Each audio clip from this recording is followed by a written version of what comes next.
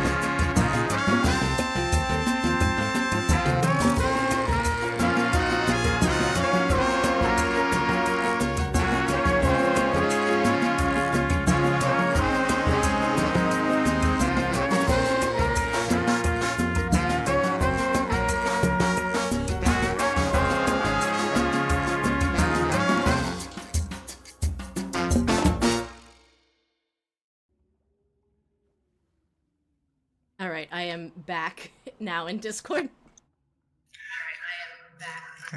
That was awesome. Oh my god. Thank you. We had so much That was fun putting that together. so good. I can tell. I can hear it.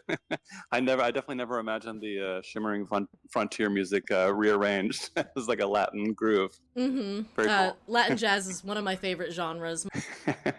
Yeah, it sounds great. So guys did a great job with it. I actually did. I don't know if it's quite a Latin jazz, maybe just more of the general jazz kind of thing. Arrangement of one of the tunes for like one of the sheet musics in the game, like a rearrangement of.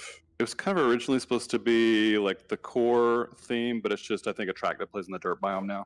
Ah, okay. But like yeah, giving it like a totally 180 feel from like the original track, like you guys did, yeah. But yeah, I love that. Yeah, I love hearing different interpretations of the music, and yeah, it was awesome. Yeah, and you're definitely welcome to share that with the team. I've been sharing little snippets in the Pugstorm Ambassador Discord. Yeah, thank you for the arrangement. That was awesome. All right, so we are here today to talk to Jonathan Geer. Right now, we're talking about the Core Keeper soundtrack, but I know you've worked on other games, and someone was even looking at your IMDb and found some TV shows in your history. So, do you want to tell us a little bit about yourself?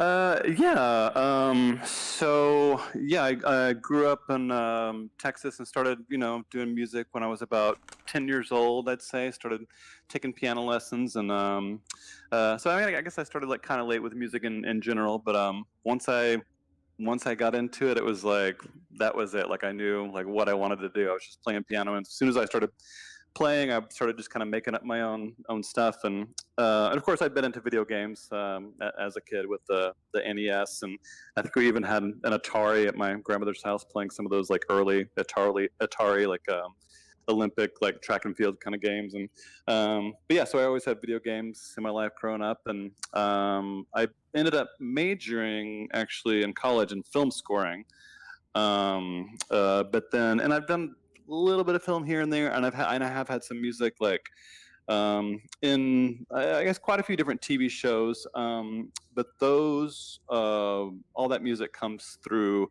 what are called music libraries, and so it's just kind of like a piece here and a piece there, like going into different shows. I haven't really like scored like a whole television show with just my music before, but that's cool. I love like seeing where the music ends up and how it gets used and stuff, and but yeah, so I majored in film scoring, and then just ended up more in the video game world, which I love because I feel like there's so much music and so much good music, and really music of like every conceivable genre like happening in Oh the yeah. video game world. So there's just like so much opportunity to do like really fun creative stuff. So I'm not mad that I ended up in the video game world instead of the film world, but yeah, so that's just a little brief overview, but yeah. Thank you. Yeah, I definitely would not be mad about being in the video game realm myself. Yeah. So that means you do play video games, and did that hobby stick with you as you grew older? And if so, what genres do you like, and do you have some favorite games?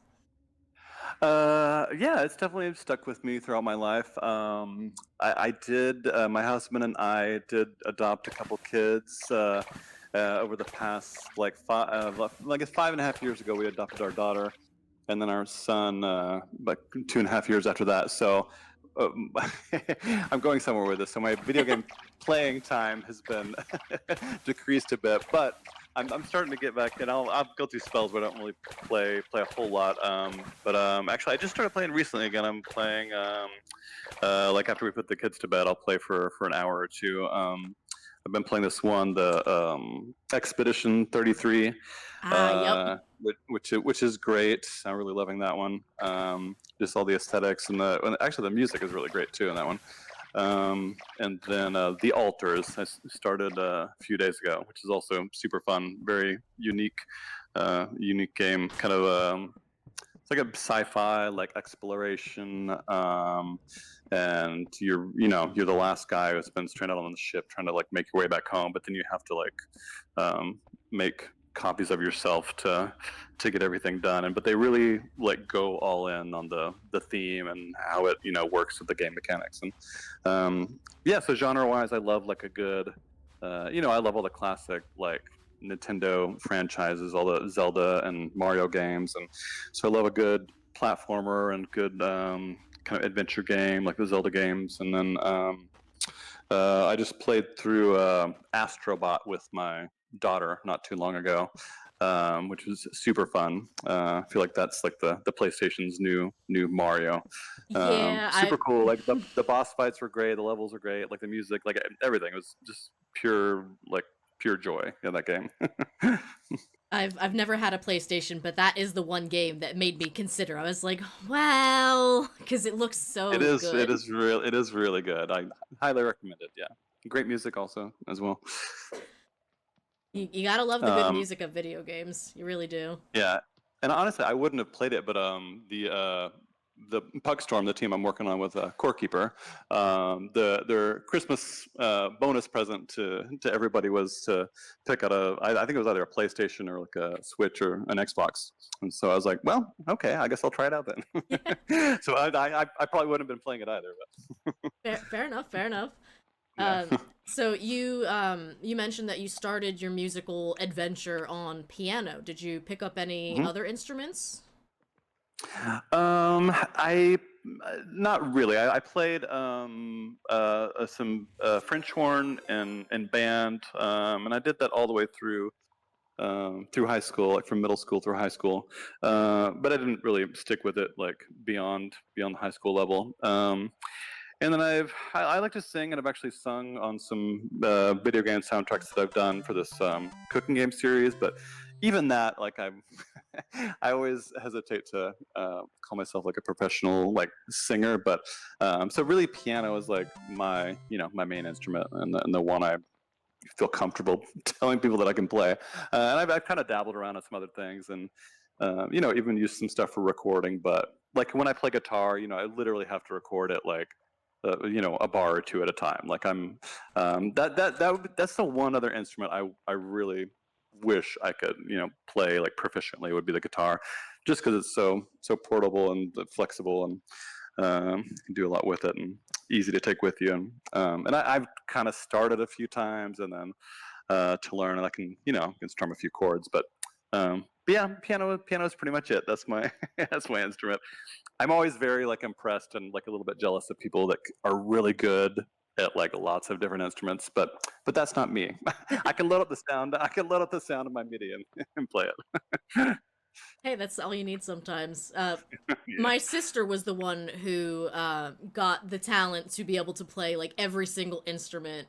And meanwhile, I played piano. I learned piano growing up, probably before I started playing flute.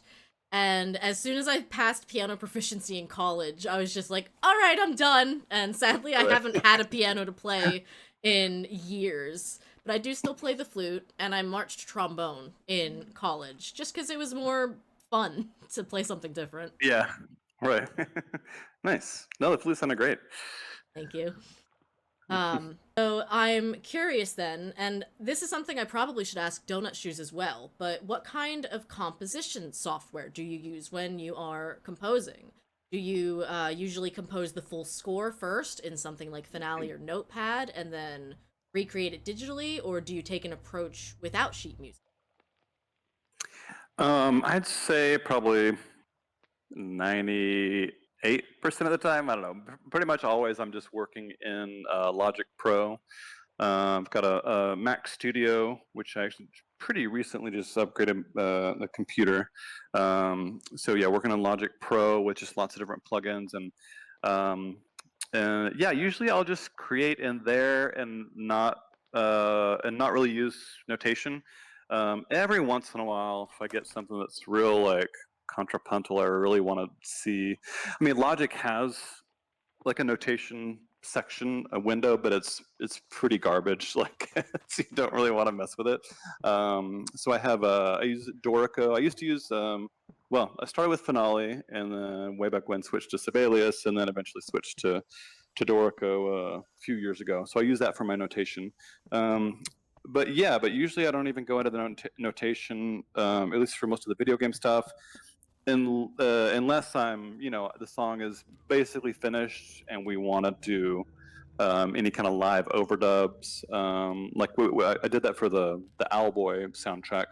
Everything was pretty much completely written like in Logic already, and then I just notated out the parts, and that would have been, I guess, gosh, that might have been Finale days, maybe Sibelius.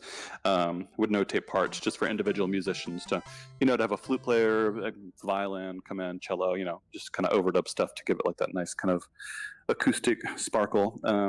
But yeah, generally I'm just doing everything inside Logic and kind of figuring it out as I go in there. Okay, that's good to know. Donut Shoe says he does 90% of his writing in Bitwig Studio. All of this is just words to me, unfortunately, but it's still fascinating words.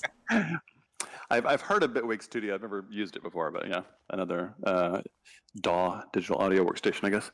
Okay. So when scoring for Core Keeper, what was the process like working with Pugstorm on it? Did they give you information for composing different themes for each area? Did you get any concept art, descriptions, or target lengths, etc.?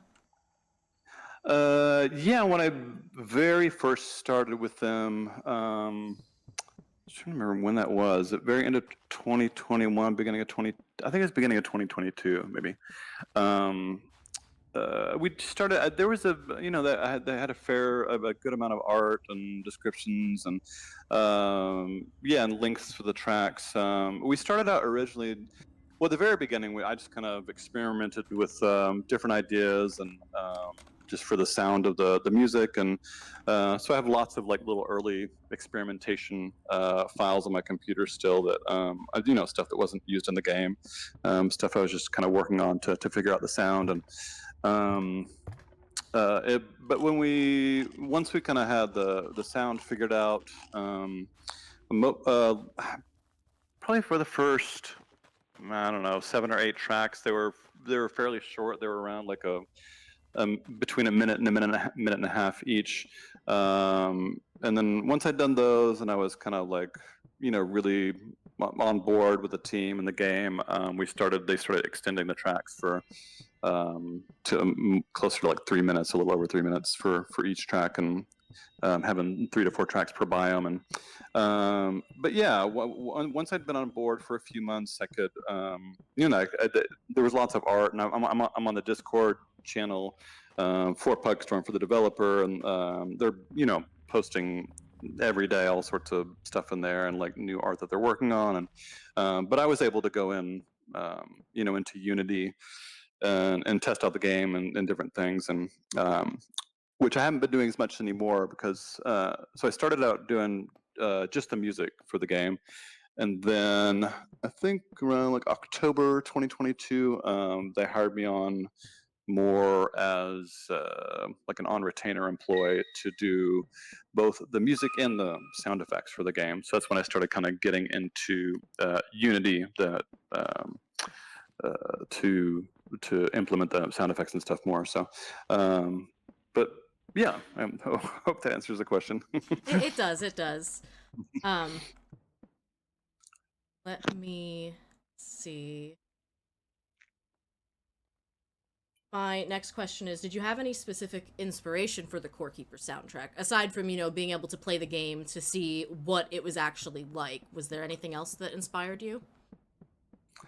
For this one, I mean, sometimes I will have a specific inspiration for a track. I'd say most of the Core Keeper inspiration came directly from the game itself. There was a few. I know one track I definitely. I didn't have it as a conscious idea when I started the track, but then I was playing around with it, and I had this like little melody in there that was like very reminiscent of Final Fantasy. And I honestly thought when I sent the track over to the team, they're going to be like, no, you can't do that. That's just straight up ripping it off. Oh no. but well, because I was kind of like, well, it sounds a lot like maybe too much like Final Fantasy. But it sounded really good in the track, and I liked it. And I was kind of waiting to see how the team would react. And I think by that time that it was the team had been growing, and so there's enough people. I was like, I feel like my sample size of people is pretty good. So if people like hear it and they're like, I don't know, but literally like nobody commented at all on it. I was like, well, maybe it's okay then. Maybe it's all right then. It's the I think it was on the light traveling track, like Oh, okay. and probably, I don't know, 30, 40 seconds into the track, there's something that to me is like totally Final Fantasy. So sometimes some of that kind of stuff creeps in there. And sometimes a lot of times I'll have just inspiration from, different classical and romantic composers. And I've even, not in Core Keeper, but in some other games, I've even like, quoted like, public domain classical tunes, like a little like motif or something, like here and there, and like some of the tracks. And but yeah, I say for Core Keeper is mostly just inspired from the game. And I did have one other track that I was kind of inspired by one of the Castlevania, like early Castlevania game tracks, and that was. I think it's called "Living Walls" is the core keeper track. Oh, okay. That one had a little bit of Castlevania inspiration. Yeah. All right, so it's good to know a lot of the inspiration comes from being able to like play the game itself and feel it for yourself. And then some of it, a little bit of it, snuck in from other video games. Someone in chat says Living Walls is the best. I still think I love the Azios's Wilderness tunes, and Shimmering Frontier is my actual favorite, so I'm glad we got to cover that one. Me too. Yeah, because I know that was one of your questions. And I think that's probably my favorite too, the Shimmering Frontier, just like the biome and just writing the music for that one. Yeah, it was very fun. Next question. Was the process for composing any of the boss fight themes different from the biomes? Because those are the ones that I don't actually keep in my like chill listening playlist because the vibe's very different. Totally. Yeah. Well, I know. Yeah, it was. I'd say process-wise, it wasn't really any different, but yeah, as you said, like the vibe was completely different. It's kind of like because once we found the sound like for the game, it was like very just kind of cozy and pleasant and soothing. Like for the most part, all the biome music, even if what's happened in the game is not necessarily like so pleasant if you're like in some mob of enemies, but all the biome music itself is just like pretty relaxing. And so it's yeah, totally different when you get to the the boss fights. But yeah, process wise, it was very similar. Yeah, but just going in a totally different direction though with the actual music itself. Did they have you fight any of the bosses? Yeah, well, I've played I've played a I don't even so like would it say a decent amount of the game just without. But once once I started doing the sound effects and music too, like I was able to go into Unity, and I would have all like the developer cheat code, so I can just be like player super strong, player invincible, so I could just try out everything. Otherwise, it'd probably be taking me like a lot longer to do Mm-hmm. because I can kind of teleport around or just summon like the little boss area and test things out, and which is super fun. But yeah, so I was able to test them all out, and honestly, that was more for the sound effects and like doing all the timing of that and seeing how that interacts with everything. Right. Yeah, it's really cool to know that you did a lot of the like the sound work as well as the music for this game. I don't know if I knew that going into today. Yeah, but I mean, I haven't really done like a ton of like sound design work for the other games I've worked on. It just kind of happened. I've been working on the music for a while, and they're like, "Hey, would you maybe want to make our sounds like a little better too?" And I was like, "Sure."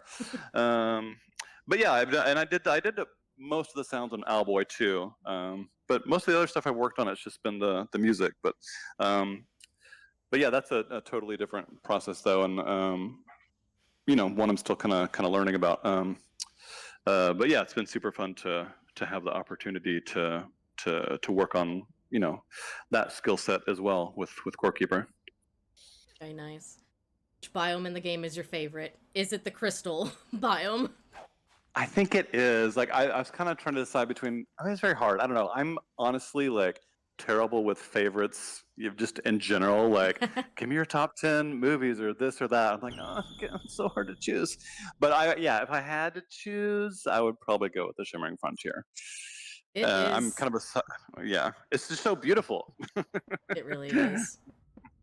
Yeah, and that was really fun. Just everything. Like I love the whole vibe, and I love doing the music for it, and it was really fun to do the sound effects too. Like everything was, yeah.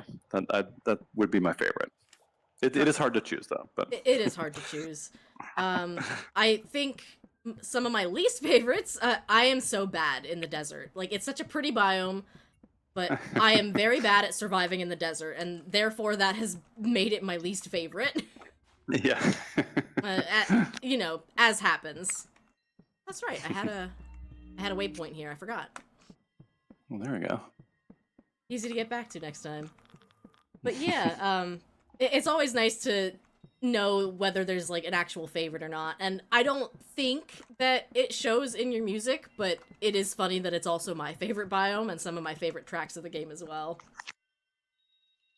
So, um, do you often end up using musical motif in your work? I did notice a small callback motif between Return and Echo of the Past, and I didn't know if that was a Yeah. regular thing that you tried to utilize. Yeah, I try to do that here and there, especially like that one was like the end credit song, and I think actually more of that one even was I think now it's just like the track that just is one of the first biome tracks, like the dirt biome, but it originally was going to be what's the name of that one? Let me find I think it's called Ancient Blue, maybe. Um, and it was originally going to be more of like the, I guess, bass theme, and I used that one probably the most, the motif in that one. I think, yeah, because a lot of times I'll write the piece and I don't really have a name for the piece, like when I'm writing it, and the Yeah. guy and the team helps me out with names sometime too if I don't have a good name for something. Yeah, I think it's Ancient Blue is the one I like use the motif from. Okay. Yeah, yeah. And that's the one that's in Return to more of that one. But yeah, I like to do that as much as I can and as much as it's appropriate, and just kind of have a to tie things together with the game and the soundtrack. And but I say there's not like a ton of that in Core Keeper, but yeah, that seemed like a good time to bring back one of the main themes in the end there in kind of a different way. Um, I haven't played Owlboy or listened to the full OST yet, but do you feel like there are like other instances where you use motif a little more? I would say Owlboy definitely uses it quite a bit more than Core Keeper, yeah. Okay. And that was a more it had definitely more of a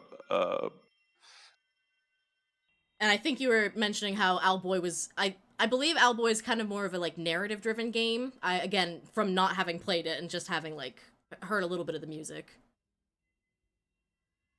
But I wasn't sure if that was leading toward using the motif a little more.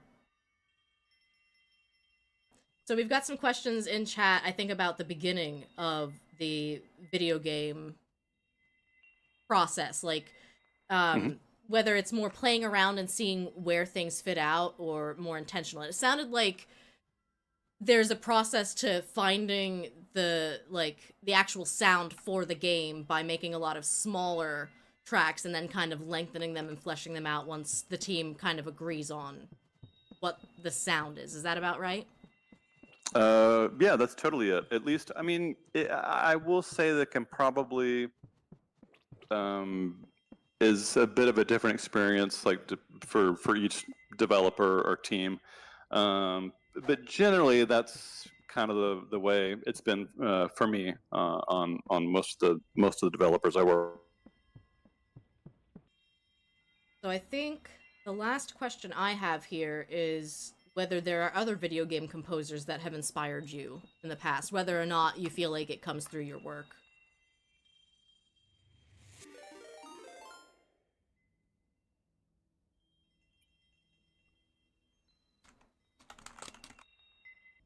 Testing, testing. No? I can hear you now. Okay, I can hear you. Very good.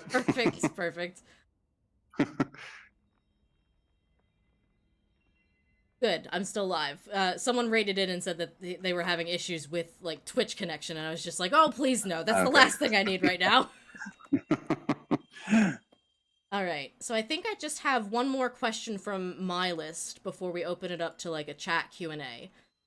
Whether there's other video game composers that inspire you. For instance, a lot of the stuff we listen to when I'm doing like co-working or art streams, among the Core Keeper soundtrack, I also have Dave Dale North from the Snacko soundtrack, and I have David Fenn from I think Death's Door and Moonlighter, and I didn't know if there were other names of composers that inspired you.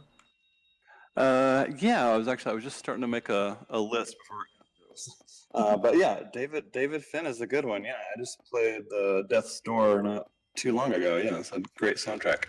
Um, yeah, I actually have not played this game too much. I played a little bit, but the music just sounded like really cool on Eastward. Oh yeah, And I was looked up the composer's name because I didn't know his name. It was Joel Corlitz or Corlitz. That was really cool. I want to play more of that, but I had just gone on and like listened to the soundtrack on YouTube too, just because the music was really cool.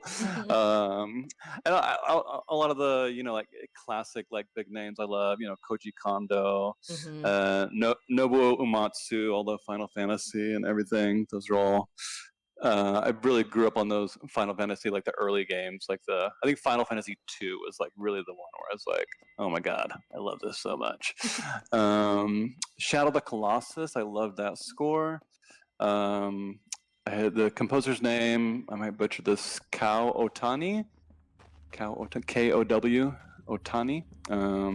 That one was great. It was, I think, I'm pretty sure it's been a long time since I played it, but I think they like only had music like during the boss fights in Shadow of the Colossus, and apart from that, you were just kind of wandering the world. And but I remember the way they even did the music in the boss fights was just the way the music adapted to like the intensity of the fight. Like it was really like well done because it was a big like kind of symphonic sound, and I'm assuming they recorded it with them. I think they did it with a live orchestra. But the way they pieced it together during a boss fight and how they transitioned between the different tracks depending on the intensity of the fight was like really well done. I remember, at least from my memory, many many years ago when I played the first version. Like I haven't played the remastered version. I kind of want to, which even that one came out like quite a few years ago now. But yeah, that was a great score. But I had Gareth Coker on here. Oh yep, yep. All the Ori games, which are I listened to the lovely Ori scores. soundtrack before playing it, and it was even Yeah, more magical than getting to the area and listening to the music in that all right right. context and being like, "Oh, Yeah. sorry to interrupt." No, no, no. A game I just started, which has really great music so far. When I watched the trailer before I played it, and it's called Planet of Lana. Heard of it. And the composer is Takashi Furukawa. But yeah, so far, really great music. Disaster Piece I have on here, like Hyper Light Drifter was really cool. I've only played the first one. I haven't played I don't even know if he did the music for the next one. I haven't looked at that, but yeah, but the original, the Hyper Light Drifter, very cool. Yeah, that's what I had on my list so far. But there's so much. Oh my god, there's so much good music out there. It's kind of humbling. It's amazing. There is a lot. There's a lot. I'm happy that my like list of soundtracks that I'm listening to now while I do art is growing, but sometimes I'm just like, no, I just want to listen to these two again. All right, There's so much though. gotta have your favorites. Yeah, I've got people in chat saying they either just bought Planet of Lana or played the demo for it. So yeah. It's really good. I've only played just like the first little kind of prologue of it. But yeah, it's really cool. I guess because the sequel's coming out, I just saw something and I was like, I've never heard of this game, and it is lovely and beautiful, and the music is great.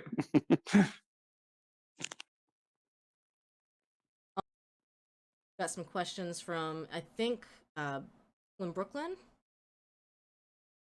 How far into the process is a composer brought on to write the music? How does he get the vibe of the game when it's so early on? Um, Yeah, that one. I feel like probably usually people are bringing composers and audio guys on pretty early in the process. I know Core Keeper. I mean, it was pretty early, but they had a playable game, and gosh, I don't. I'm trying to even think if they were. I don't think they were in early access when I started. I'm not sure. I'd have to look that up actually. But they had a good they had a solid amount of game and it was playable and had a lot of the systems in place and for Core Keeper when I started on music for that. Um, and I'm thinking Owlboy was that was a little different. I was actually working on a different thing with a couple of the Owlboy guys. Well, and Owlboy always stayed like an insanely small team. Like I think at max we had like 5 people, like at the most ever on that game. It was Wow. pretty much like artist, programmer, composer, and we have like a guy who lives in Canada who like helps out with like marketing and PR stuff, and so it was like super tiny team. And that one I was in at ground zero. There was like nothing, and we were kind of working on it all at the same time. I was experimenting with main theme ideas when they were just doing the beginning like artwork for everything. And but most of the time there's at least a good amount of concept art and some art for the game and maybe something playable when they're bringing the composer on. And yeah, like I said before, with the finding the sound of the game, I have another developer called 10 Tons in Finland that I've done a handful of games with, and they're usually they'll kind of give me a description, like track length, and a lot of times give like a reference track. In other words, like here's a track so and so wrote for this game, or even for I don't know, a show or a movie. It doesn't even necessarily have to be a game. And this is kind of the general vibe we're going for, and I'll just kind of base my music or use that reference track as kind of an inspiration. Core Keeper, I don't think we even did any reference tracks for Core Keeper. I think that Core Keeper team came to me because they liked the Owlboy soundtrack. And so basically they were like, we really love Owlboy, something along those lines, but developing its own kind of identity and sound for Core Keeper. So, I guess so. My reference for Core Keeper was Owlboy, I guess.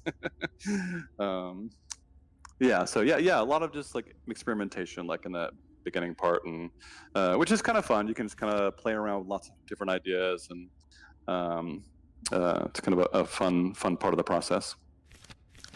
It's actually really interesting to find out that one video game was what led you to getting called on for the next, because, you gotta wonder how that works sometimes. Right. Yeah, and I was I guess I got just started doing video game soundtracks just in general because I majored in film scoring. I went to school in Boston, and I graduated like 2021. I moved back to Texas where I grew up, and for like I don't know 4 or 5 years, I was just kind of I was teaching piano lessons and I had like a church gig on Sundays, and I would play some weddings here and there and a few gigs out and about. And but I think by the time it was like 2025 2020 no 20 sorry, what am I talking about, 2001 2005 2006, after I'd been just kind of doing this for a few years, I realized I was like, I'm not, I mean, I was composing stuff, but I was like, I'm not like doing what I wanted to do. I'm not like composing for film. I'm not composing for video games. And so like that year, I was like determined to like find some kind of work as a composer. And so I just I got involved in development forums and sent out lots of emails, made a little portfolio of music, and eventually I got hooked up with the Owlboy team and a few other developers. And but yeah, one day I just kind of had to say, I'm gonna do this. Let's figure this out. And Owlboy was a huge help. Like once it took a while for us to finish the game. It took almost a decade, but that did kind of lead to it opened up some other doors and opened up the door to Pugstorm and Core Keeper, and so that was a really really great game to work on, and the people that I worked with, they're amazing, and I got to visit them in Norway after we finally finished the game, and definitely opened up some doors to continue doing this video game music. So Really exciting. I definitely understand about sometimes having to just do it, because I was very nervous about sending you an email. I'm going to be very honest. Just I love music, and I was like, he probably doesn't want to talk to me. well, I mean, in general, like I don't really do that many interviews, and kind of thankfully, and not too many people have asked me, because it's not really something I'm not like a talker, or like a sit down and talk for like hours and hours about my life, but like I said, there haven't been like tons of requests, and so I was like, okay, it's time for an interview. I haven't done one in a while, in a while. Yeah, so I was nervous too, just to say. So That's reassuring. Donut Shoes says, how much of your composing do you feel is collaborative? Does working with live musicians ever change the outcome?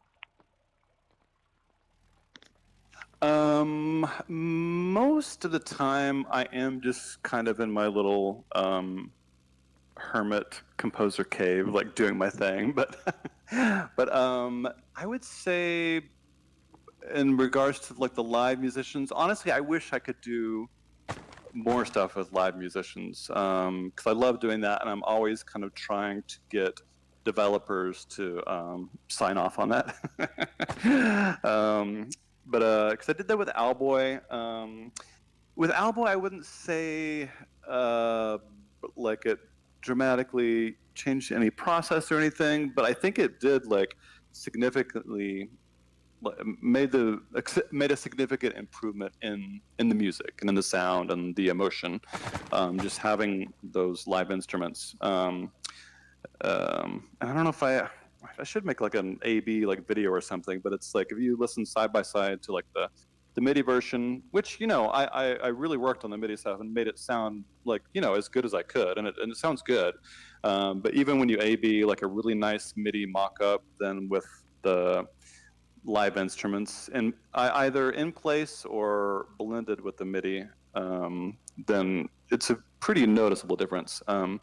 Even to somebody who's not a musician. So I am always trying to bring live musicians into the process as much as I can, and as much as the developers are into it. But yeah, with Owlboy, a lot of the times it was just like in the MIDI produced track, which is fully produced, fleshed out, everything. There would be a lot of times there's a big orchestral string sound, and I would bring in a violin, viola, cello, bass, and just kind of blend it into the bigger string sound, and it just kind of like brightens it, like makes it pop a little more, feels a little more, gives it a little more life. And then sometimes there would be like a solo instrument, like it's like the main title music of Owlboy. There's like an oboe as a slower version of like the main theme. And there's like a solo oboe like right at the very beginning, and so in those instances, I would just completely replace the MIDI instrument there, and it would be replaced with a live oboe, and that makes a huge difference. There was another track like that had like a bassoon, like a solo bassoon, and replacing that MIDI bassoon with a solo, actual like live human player, it's like, yeah, night and day. And at Core Keeper, there's no live stuff at all in Core Keeper. Yeah, yeah, no live stuff at all. And like I said, I'm always trying to make my MIDI, sound as good and lush and organic. Assuming that's the sound you want. Like I'm always trying to make it sound as good as it can. I did do a few like arrangements of the Core Keeper music that I recorded with like a small live group. But as far as the actual OST, there's no live. But the one I did not too long ago, where there was lots of live stuff, and it did, I would say, make a pretty significant difference in the music was it was the fourth game. Well, should I say? I don't know. It's a game in this cooking series called Cook Serve Delicious, and the last game is called Cook Serve Forever. Um, and those are the ones for the third game, Cook Serve Delicious 3 and Cook Serve Forever. Those are the ones I actually did like a lot of singing on, and I also both of those. Well, the Cook Serve 3 had a lot of just live piano recording and the vocals, of course, too.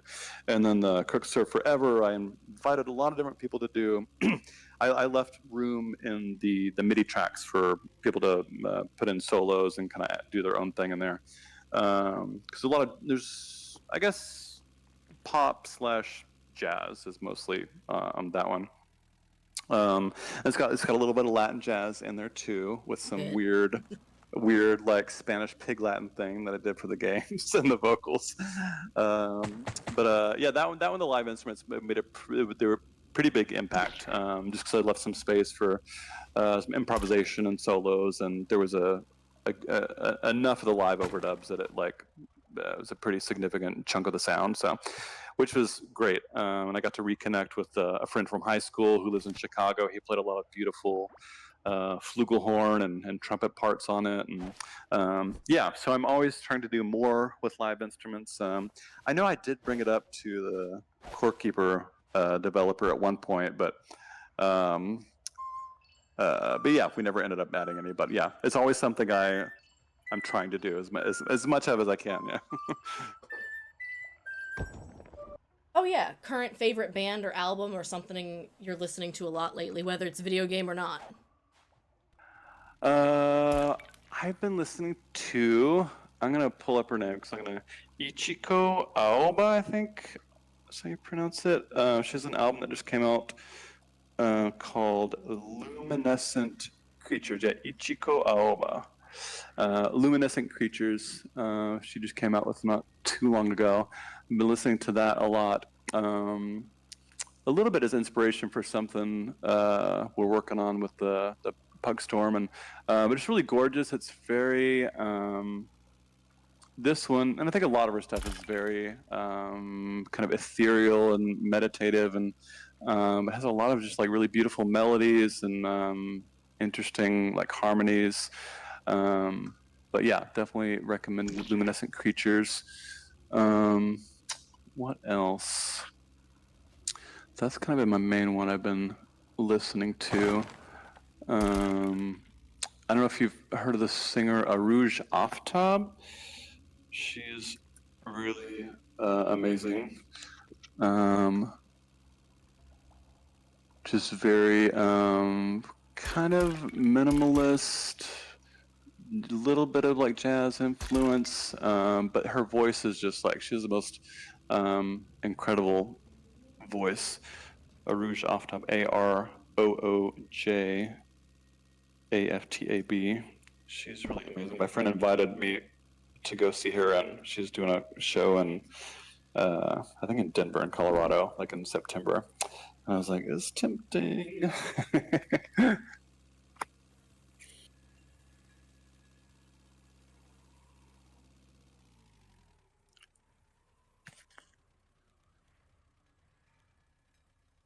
Oh yeah, Pakistani. I wanted to make sure. Yeah, she's a Pakistani American singer. Do you choose projects that are right for you? Do you sometimes pass on projects?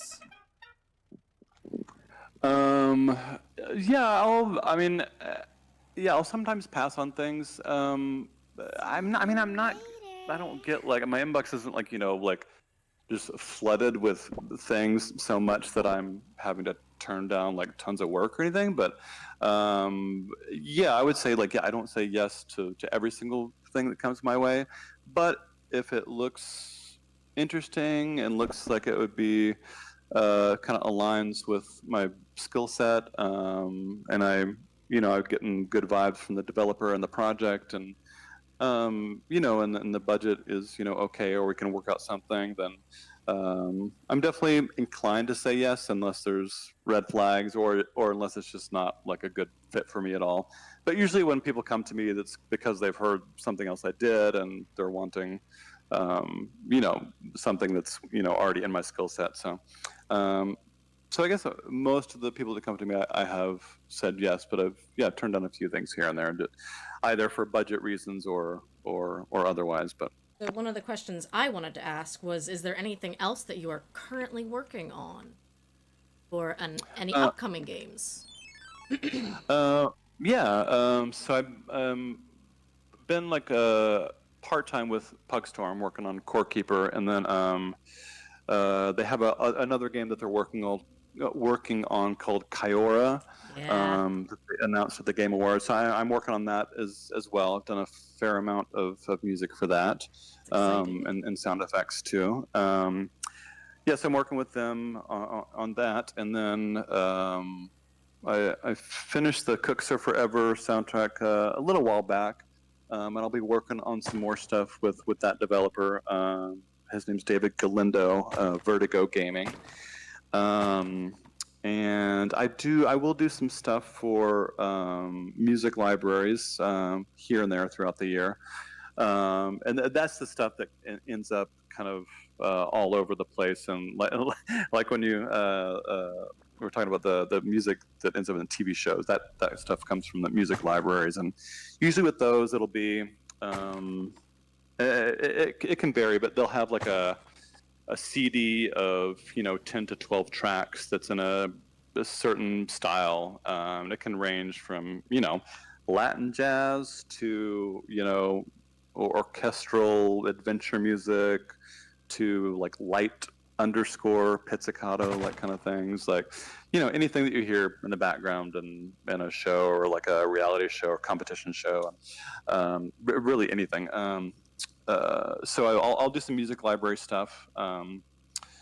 And what else? I'm finishing up some work with a guy in Mexico City, actually, Alonso Martin. He's doing this game called Heartforth Alicia, which I think he's going to win the award for longest development time, because I think he's already like surpassed the Owlboy team, because I think it's Oh, been like wow. over a decade.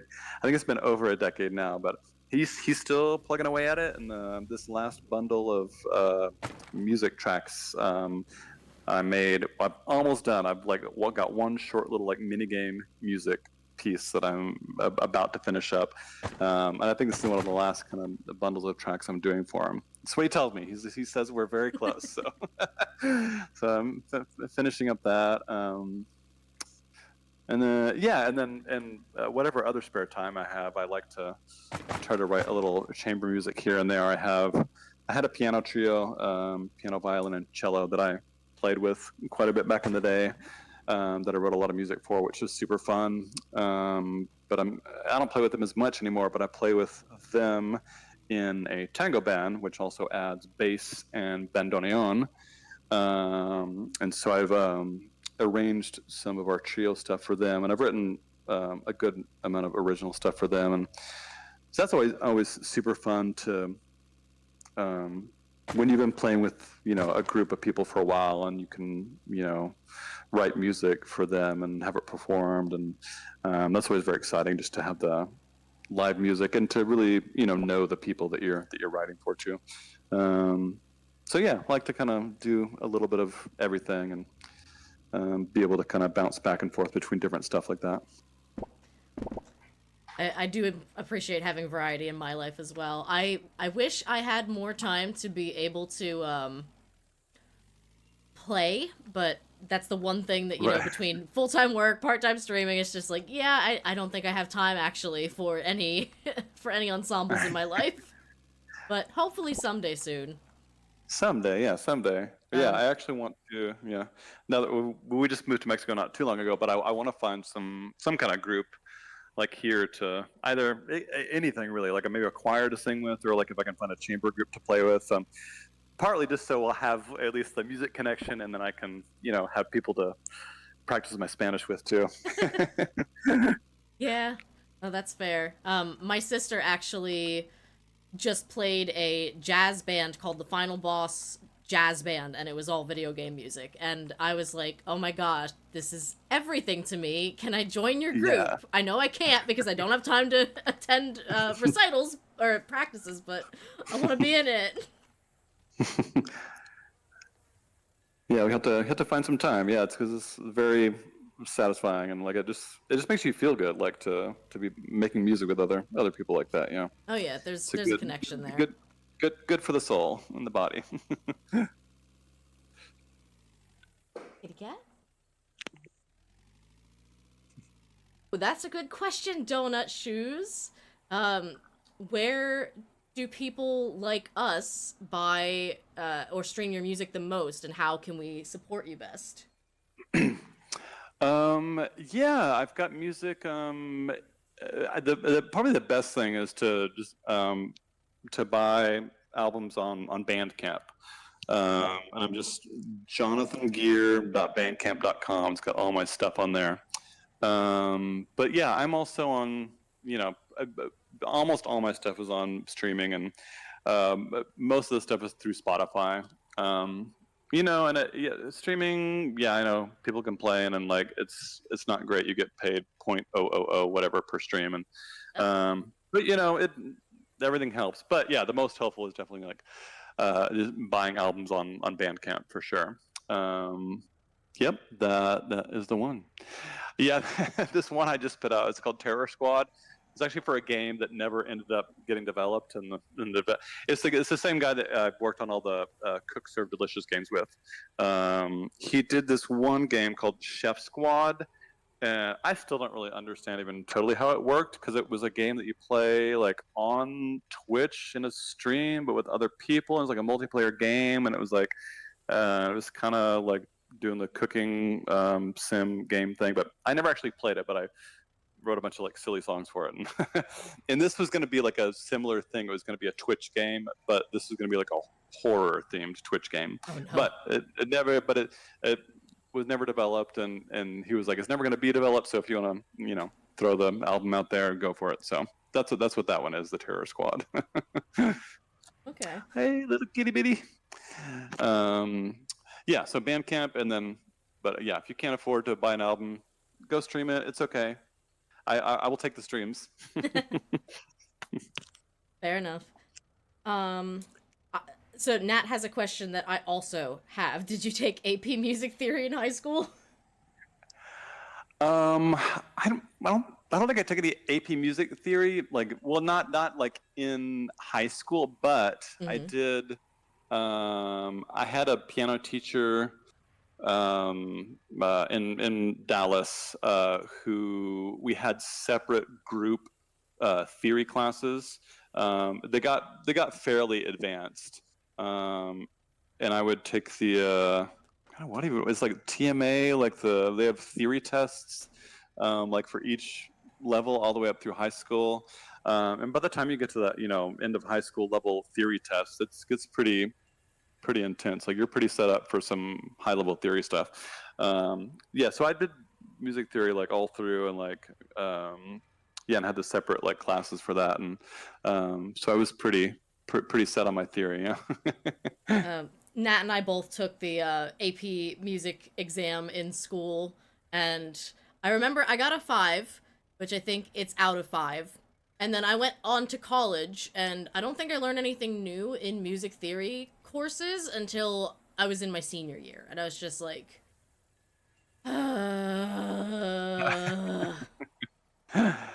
Yeah, I don't even remember. I mean, I'm sure I excuse probably me. would have taken a music AP test. I don't even know if that was an option where I was, or Yeah. when and where I was. I don't know. Yeah, because I remember I took some of the AP tests like for math and science and stuff, and I don't think I got any fives, but I think I got a two on all of them. I don't know. And like, but I had good grades too. They were very hard though. I was like, Oh, yeah. One of the but questions. Oh, yeah. sorry, go ahead.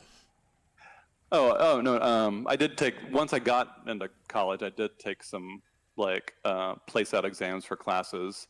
Well, because I would go to a class like I don't know, maybe one of the theory classes, and yeah, and I could just tell I was like, I think I know all the stuff you guys are doing. So I was like, I highly recommend if you have an option to place out of stuff for, because it sounds like you like went through a lot of stuff you maybe didn't have to go through in college. What's it do if you're scoring a 4 or 5 on the music AP test? Yeah. It's one of the reasons I don't want to let go of music, even though it's not my current career. It's something that is very Yeah. important to me, and I want to make sure I keep bringing it with me as wherever I Yeah. can. Absolutely. One of the questions is there a time that you tried to work with a completely new sound or experimented with a style that you never really thought of yourself working with? Or is there a style that you are waiting for the chance to compose? I don't think I've ever like, let me think.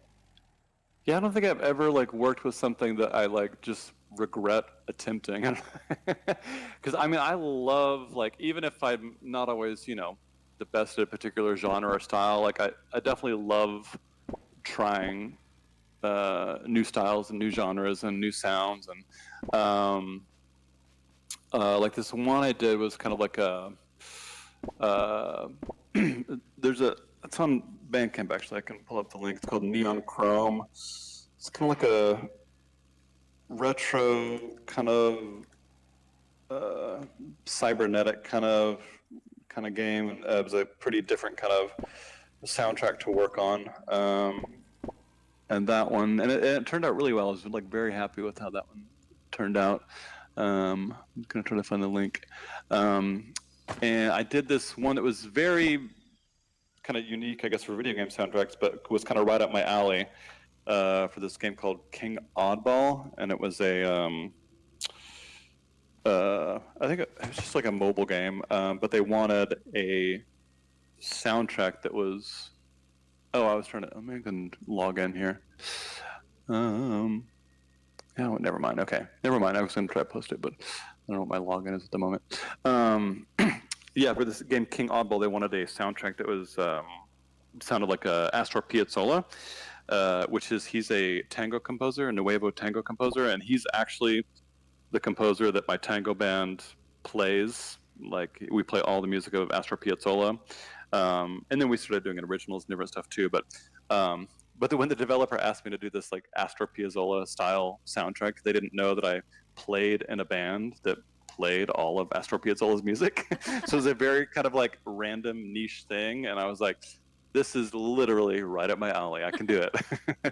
That's amazing. And I mean, but I guess most of the stuff I've done has been kind of this mix of orchestral and kind of blending that with the more like electronic sounds or like retro sounds, and that's been most of my stuff. So I haven't really gone to, and I've done a lot of like with the cooking games, more in like the going into the jazz side of things, and even pop on the Cook Serve Forever, like in the vocal tunes, and that was super fun, and certainly something I never expected to be doing. Um, but yeah, like I'm trying to think of a style that I haven't done that would be like fun to do. I don't know. I'll have to think about that. But honestly, like I love like a challenge, and I love exploring different genres, um, and like kind of outside of the music part a little bit. But once I started working on the sound effects for Core Keeper, I started really getting into. I'm not sure if you're familiar at all with like a Eurorack modular type of stuff, but I started really getting into that for sound design, and that's been a whole other rabbit hole, like insane, like take up your life kind of rabbit hole to go down. But it's been really fun and kind of definitely outside of my comfort zone. And but yeah, but talking about like just experimental kind of stuff, you can just get. It's kind of an infinite possibilities, like in that realm. Wow. I'm not familiar, but Donut Shoes is excited in chat. Yeah. And it can drain your bank account too. Also, Oh no. that is also true. Yes, that's also true. Yeah. It's a lot of fun to learn the process, especially like I keep telling myself like, oh, I want to download MuseCore again, and I want to like try to figure out where I could start making digital music, but I don't know Yeah. where to start at all. So, and I mean, also I like, think you can start anywhere. Yeah, you could start with MuseScore, start simple, start small. Yeah. Any step is a good step. Yeah. mhm. We did one music stream so far where I had MuseCore and like did an arrangement of a song. And hey, maybe that might be something to like kind of try to keep coming back to. Yeah, definitely. I think whatever's fun and like feels good and like yeah, I think anything anything you do in that direction is a good thing, I think. Yeah. We can end at the beginning. We've got a question from Brooklyn about what is your first step in composing anything. My first step, I guess, what was the video game scores? It's usually the experimental phase, and I'll usually have, like I said, a good amount of at least concept art or idea or reference tracks, and so I have kind of a point of entry, like when I'm doing stuff for that.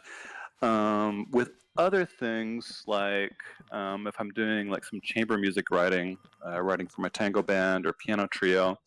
And this can apply for the video game music too, but I've got a little upright Boston piano in my studio, and I like to just noodle around with ideas on that and come up with different motifs and different ideas. And but a lot of time with the chamber music stuff, um, I take a lot of inspiration from books and sometimes from artwork, and sometimes I've written some pieces like for the tango band. I wrote one that was like very inspired by a specific like a Edith Piaf song, the Padam Padam. And so sometimes I'll take direct inspiration from a particular song, and I've done that also with a Debussy piece, the Passe-Pied, that little ostinato. And if any of you know that piece, boom, boom, boom, boom, boom, boom, boom, boom, has a little like a left-hand eighth note minor ostinato thing that kind of runs through most of the piece, and kind of use that idea as a basis to start one of my tango band pieces. And so I usually have some little kind of like crumb of inspiration, either from a book or another piece of music or some artwork. And when I was actually younger and I was like first starting out composing, I like loved to do like imaginary soundtracks for books. And I did a ton of them. Like I read a lot of like Ray Bradbury like short stories, so I'd have the story in my head, and I'd just basically write the soundtrack to the story playing in my head. And I wrote soundtracks for like Crime and Punishment, like the Dostoevsky, and for Les Mis, and the Robert Jordan, the Wheel of Time series. I have a ton of tracks I wrote for those books. And so it's really like comes from all sorts of places, like inspiration for kind of getting a track started and the idea for the track. So Wow, that was actually really cool. Thank you for sharing that. yeah. Usually I make movies in my head when I'm reading, and sometimes I do character voices in my head while I'm reading, but making music, that's have to start thinking like that a little bit more. All right. Well, thank you so much for taking some time out of your day to come and talk to us about music and share your process. It was really great to get to meet you, and I hope you have a pleasant rest of your day. Yeah, it was great to meet you too, and thanks for having me on. I really appreciate it. Robert Jordan and Dostoevsky. Yes. Catrium is she loves books, so you've gotten her all excited now. All right. Well, if I'll figure out how to log in here. I can put in some favorite book recommendations.